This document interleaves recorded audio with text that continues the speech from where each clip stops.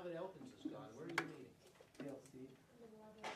Under the library. That used to be where the business Where you division. had an office. Yeah, right. Yeah, that must be interesting, right? Yeah. They gutted it and put in a big auditorium. What's that? They gutted it and put in a large Oh, I auditorium. see. Okay. Okay, rankings. You know, I'm sure some of you think, well, okay, if you're so good, where are you in terms of your rankings? Well, a ranking that is particularly important to us is called Beyond Grade Pinstripes. It ranks the extent to which business schools are engaged in social, environmental, and ethical issues related to business. We rank 50th in the world, and which, you know, we're very proud of that ranking. It focuses just on the full-time MBA program because we have groups called Net Impact, Value Centered Leadership Lab, that really takes seriously the importance of stakeholder value, not just stockholder value. So we're very much committed to sustainability, to issues related to social and ethical dilemmas that you will face in the workplace. We also, in terms of Business Week, our Business Week ranking, we're in the 3rd tier, okay, with schools such as Rice, SMU, University of Washington. So if Business Week places us in the 3rd tier, we're not part of the top 30. The schools that rank generally in the top 30 tend to be schools that are research schools. SC, UCLA, Harvard, Stanford. These are research schools. And we don't claim to be a research school. We are a teaching institution that focuses on experienced education. So because the reputational model that's used in assessing schools, that's why you don't see us in the top 30 list, let's say in U.S. News and World Report, okay?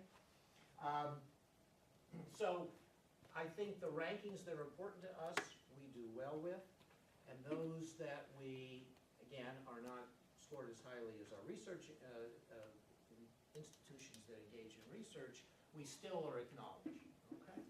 So with that said, let me introduce Paul Pinkley, who is the director of our student recruiting. We'll give you a little more information about what you need to do in terms of application and consideration and preparation. So, Paul?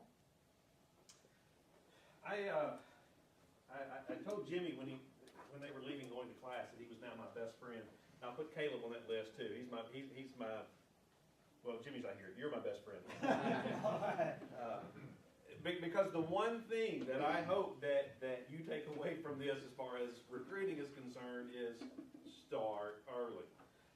It just makes everybody's life a little bit easier, but frankly it makes mine easier, and that's really all I'm concerned about. No, it makes your life easier too, for the reason that Jimmy said. You know, the sooner you know, obviously the sooner you know. And that means that then you know what's going to be happening, and you can really start thinking about that, particularly with the internship, and then planning for your classes in the fall, knowing what's going on. So I encourage you, if you're interested at this point, if you look on the back of the blue and green brochure, that's me. That's my contact info. I encourage you to come and talk with me. If you're here, so I know you're interested. So, come and talk to me. We can deal with specific questions that you may have.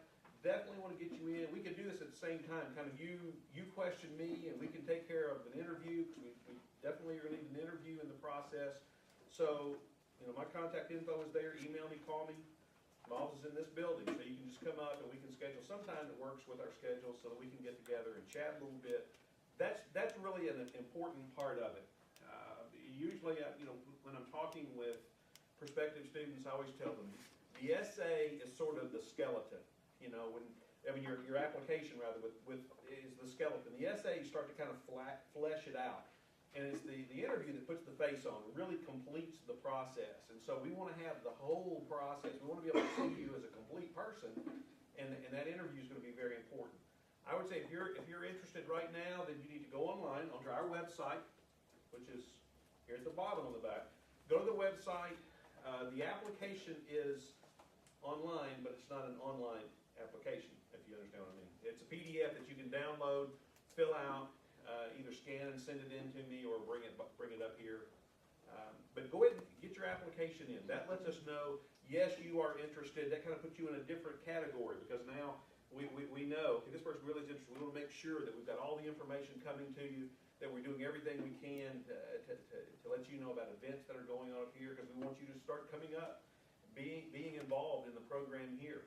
For those of you, I guess that really is kind of focusing on those of you that are juniors. Those of you that are not juniors, still, we want you coming up. We want you to know that you're welcome to come up here anytime for any of our activities, so that you can get up here, be comfortable in this environment up here, learn a little more, just nothing else, just where the restrooms are in the building, and then from there to start being around our students, being around the faculty, getting a feel for the program.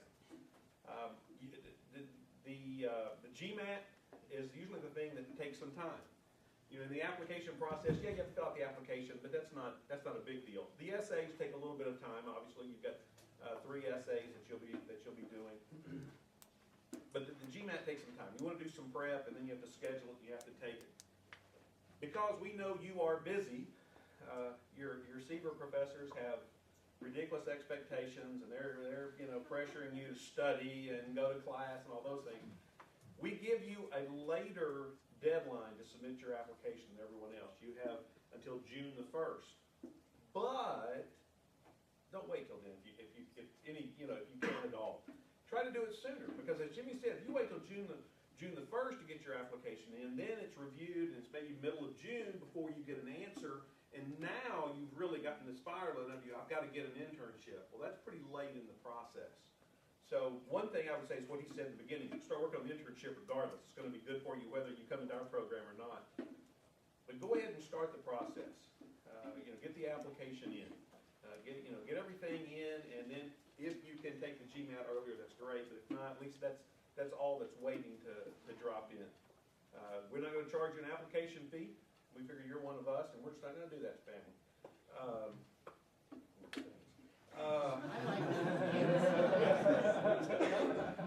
You don't know my family, because it wouldn't work. But yeah. But we're not going to charge you an application fee, so you don't have to worry about that. You don't have to worry about sending transcripts. We can access your transcripts, and so that saves you just a little bit of a headache, a little bit of trouble. So the main thing is you want to get the application in. You want to set up a time to come and talk with me and or interview either at the same time or 2 separate times, and then you want to get that GMAT in. And so I just encourage you to do that sooner rather than later, at least as much of it as you can now, just so we can start working with you. And then I want to kind of jump on some of the things that others said too. That's the first part of it. That's kind of the admission part. But then once you're admitted, you are kind of in limbo for a while, longer than most people, because you're actually going to go back to CBER for the fall.